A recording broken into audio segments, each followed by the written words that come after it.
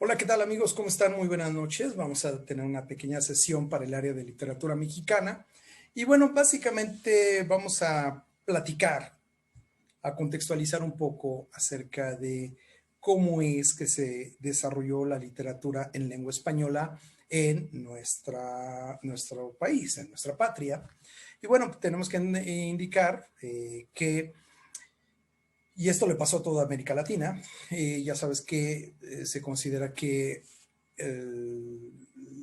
España conquista gran parte del continente americano y esa es la razón por la cual los países de Hispanoamérica, pues, hablamos el español. Mucha gente incluso se atreve a hacer cierta discusión, cierta polémica, lamentándose sobre si nos, lamentándose del hecho de que nos hubieran conquistado los españoles. Eso, con lo respetable que puede ser una opinión, es algo completamente inútil y no tiene en consideración algunas cuestiones de carácter histórico que es importante que tomemos en cuenta. Primero tenemos que entender que la cristiandad en Europa estaba teniendo un auge muy fuerte en España. Y aparte España tenía un empuje importante, un informe político, militar, económico, que incluso facilitó que en el mismo año de la conquista de América, 1492, España haya terminado por fin la reconquista. Ahora bien, recuerda que en esa época, más o menos unos años antes, pues Turquía, los turcos, el Imperio Otomano, pues había tomado Constantinopla, ¿no? Acabando con el Imperio Romano de Oriente. Cuando eso, y sobre todo, pues el empuje turco llega hasta Viena, hasta Austria. O sea, Turquía venía muy, muy fuerte. Y obviamente las naciones europeas buscaban una nación, un imperio que se le opusiera directamente a los turcos, una nación cristiana que se le opusiera a los turcos. Y el papado, y no solamente el papado, sino muchas fuerzas políticas en Europa, pues vieron en ese empuje español, en la consolidación de España como nación unificada, pues el oponente ideal para oponerse, valga la expresión, a los turcos. Así que el empuje de España era tremendo. Tarde o temprano, ese empuje que tenía España iba a aflorar. Así que años más, años menos de que España hubiera llegado a América, eso iba a ser prácticamente inevitable. ¿Sí? Sí, ya sabes, financiaron la expedición de Colón en 1492 y subsecuentemente la exploración de las Antillas, que después llevaría directamente a la exploración de lo que hoy conocemos como el continente. Y desde donde, desde luego, se da la conquista de México, de lo que hoy es México.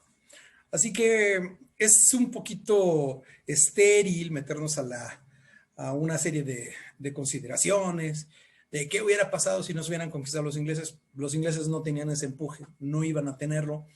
Lo tuvieron como 60 años después, o sea, no eran rival en ese momento para España. Un pensamiento así revela que no conocemos mucho la historia de España y la gente conoce menos la historia de Inglaterra. Los españoles de que se iban a expandir, se iban a expandir. Ahora bien, independientemente de polémicas, lo que sí sabemos es que España, gracias al Tratado de Tordesillas, celebrado con la Santa Sede, pues se come, por así decirlo, gran parte de lo que sería el continente americano. Lo comparte con Portugal y casualmente, tiempo después, el rey de Portugal moriría y los territorios portugueses incluso serían administrados por España, ¿no? O sea, la gran ganadora de este reparto de las tierras del Nuevo Mundo, pues obviamente sería España. Eso sí, España, con todo el empuje que traía, pues tenemos que recordar que era una nación católica. Eso explica por qué el catolicismo se da muy fuerte en lo que es en el continente americano. Católica, ultraconservadora, Es decir, acuérdate que estaba la Inquisición, la Orden de los Dominicos en España, y eso, ya se cuenta, aquí no podía ser de otra manera. Y aparte España, te recuerdo que estuvo dominada o su territorio estuvo bajo el control, gran parte de su territorio, de los musulmanes. Y eso hace que los españoles, en cierta manera, pues a su vez hayan tenido una serie de problemas, de contradicciones que tiempo después aquí mismo afloraría. Cuando se crean los virreinatos españoles, que ya sabemos que los virreinatos importantes eran las administraciones que tenía España en este territorio, y los virreinatos importantes eran, desde luego, el de la Nueva España, que comprendía lo que hoy es el sur de Estados Unidos, centro-sur de Estados Unidos, hasta lo que hoy es Costa Rica, desde luego abarcando nuestro país. Ese era el primer virreinato. El otro virreinato, el de Nueva Granada, ¿sí?, que comprendía básicamente lo que hoy conocemos como Colombia, Venezuela, desde luego, también partes de Panamá, etc. Estaba el virreinato de La Plata, ¿sí?, que desde luego era lo que hoy es Perú, ¿sí? Bueno, el virreinato del Perú, perdón, y el virreinato de La Plata, que sería Argentina. Y aparte estaba la Capitanía General de Cuba dominando las Antillas. Básicamente todos los virreinatos trataron de, guardando proporciones, de reconfigurar una sociedad en la cual se reprodujeran cultural, social y políticamente la situación que se vivía en España. Desde luego que esto lo vemos en muchas cuestiones, ¿no? Primero en la arquitectura. Muchas de las ciudades coloniales en toda América Latina guardan algunas similitudes muy importantes con las ciudades españolas. Por ejemplo, Morelia, el centro histórico de Morelia, y lo que hoy es la ciudad de Linares, en España, son muy similares, muy, muy similares en cierto trazo arquitectónico. De hecho, hay edificios que son exactamente iguales, son una copia, ¿no? Eso lo vemos en arquitectura, son muy similares. Por otro lado, te recuerdo que muchas ciudades en toda América Latina adquirieron nombres de ciudades españolas. Y eso explica por qué en España hay una ciudad llamada León y nosotros tenemos una ciudad llamada León. ¿Por qué en España está Córdoba? Y ya sabes que aquí tenemos Córdoba, Veracruz, y abajo, aquí con nuestros hermanos argentinos, pues está Córdoba, Argentina, ¿no? Desde luego que hay una Zamora en España y aquí tenemos una Zamora, ¿no? Básicamente tenemos muchas ciudades que comparten el mismo nombre. En España hay Mérida, aquí hay Mérida. En España hay Guadalajara, pues aquí hay Guadalajara. ¿Por qué? Porque, te repito, los españoles quisieron recrear política, económica, culturalmente, las mismas ciudades. Con la diferencia de que, pues, incluirían, desde luego, a enormes masas de población indígena conquistada, ¿sí? Más aparte, una gran cantidad de personas provenientes de otros lugares del mundo. Los virreinatos, y el de la Nueva España, lo que hoy es México, no era la excepción, pues se caracterizaban por ser muy cosmopolitas. Es decir, había personas de los muy diversos orígenes. Te recuerdo que no solamente a este continente vinieron españoles, vinieron portugueses, vinieron italianos, vinieron holandeses y vinieron personas de otras nacionalidades. Por otro lado, gran parte de la población autóctona, o la población autóctona en sí, pues pertenecía a muy diversas etnias. Simplemente por hablar de nuestro país, pues no es lo mismo hablar de las tribus que habitaban el norte de nuestro país, Cajemes, Lloremes, Rarámuris, etcétera, Zacateca, y que hablar de las tribus del centro, que ya te las sabes, ¿no? Mexicas, tepanecas, totonacas, tlaxcaltecas, purépechas incluso, y hablar de las tribus del sur, mixtecos, zapotecos, mayas, xontales, etcétera, por mencionar algunas, ¿no? Entonces, tienes que entender que en América Latina, pues había una complejidad. No creas que los españoles conquistaron una sola tribu, conquistaron cientos. Y por lo tanto, el componente indígena de la sociedad virreinal, pues era evidentemente complejo, muy complejo. Más aparte, recuerda que los españoles trajeron asiáticos, porque los españoles se habían expandido hasta Asia. Así que se trajeron filipinos, personas de Indonesia e incluso por ahí en alguna correría, más de algún chino, más de algún japonés. ¿Sí? Componente asiático. Más aparte te recuerdo que los portugueses y un poquito los españoles, mucho menor medida, pues también se iniciaron en el comercio de esclavos negros procedentes de África. Así que te debes dar cuenta que en los virreinatos, y te recuerdo, México no fue la excepción, pues encontramos rápidamente una sociedad muy compleja culturalmente, europeos, americanos, africanos y asiáticos. Y ya sabes, por tus conocimientos de historia de México, que se creó el sistema de castas. Desde luego, el sistema de castas, entre mayor fuese la cantidad de sangre española que un individuo tuviese en la sangre, por así decirlo, mejor posición económica y social tendría, económica y política socialmente hablando. A eso se refiere el sistema de castas. Los españoles obviamente se dan cuenta que son un sector minoritario, controlando una masa de población enorme, con la que no tienen nada en común, pero que finalmente ellos son los que tienen el control. Así que les interesa mantener el control, de distintas maneras. Socialmente, ya sabes, se estructura el sistema de castas.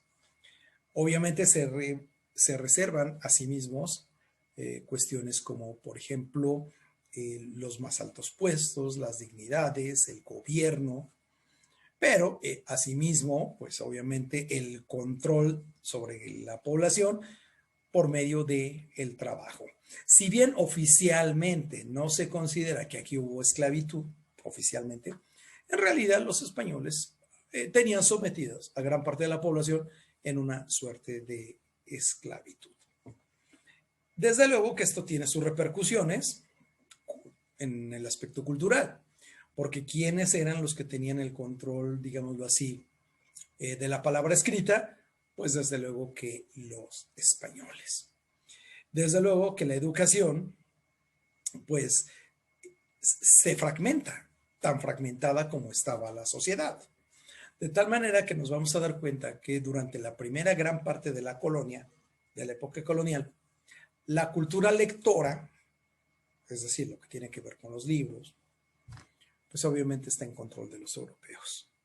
Los europeos son los que tienen libros, los que saben leer y escribir, son los que aprenden, los que tienen a su alcance el conocimiento. Recuerda que desde tiempos inmemoriales el conocimiento es poder.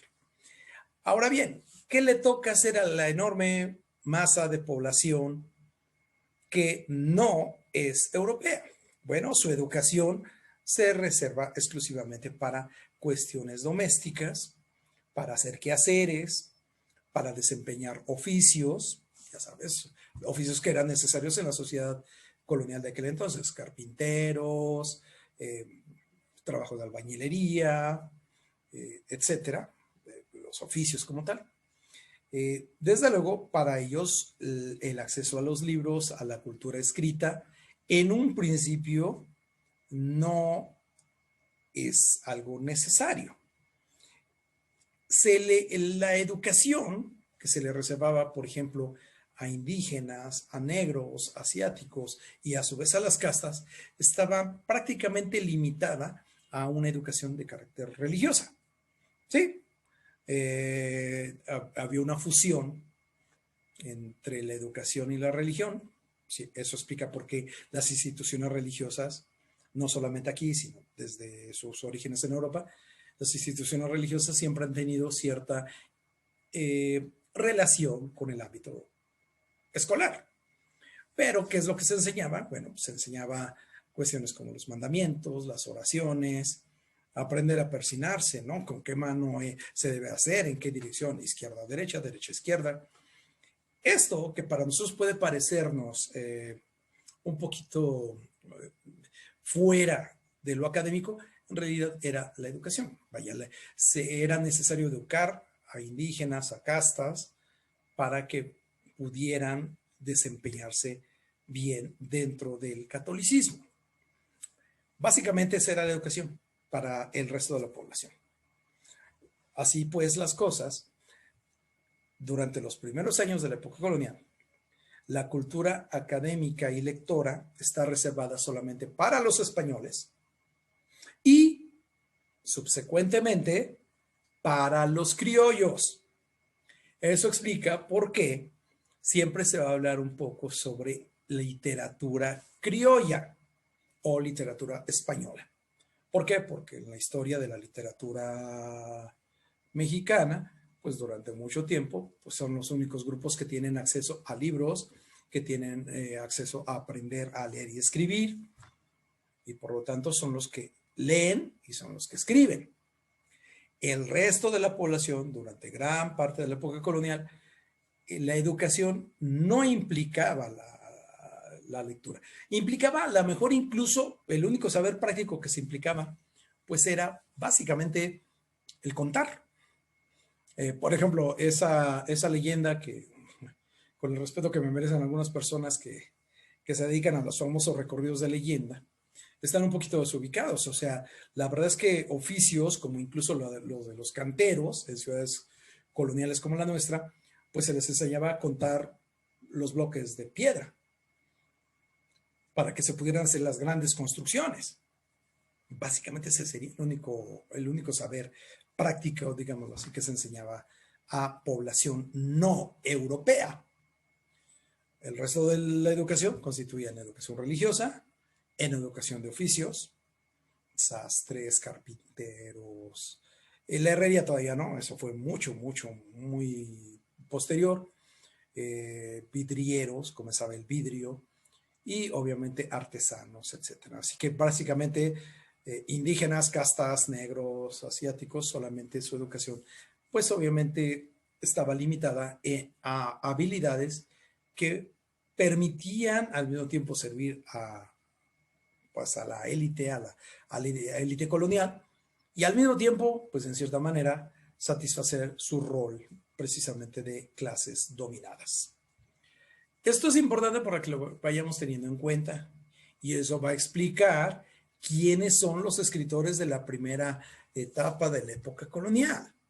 ¿Sí? Obviamente son españoles, obviamente son criollos.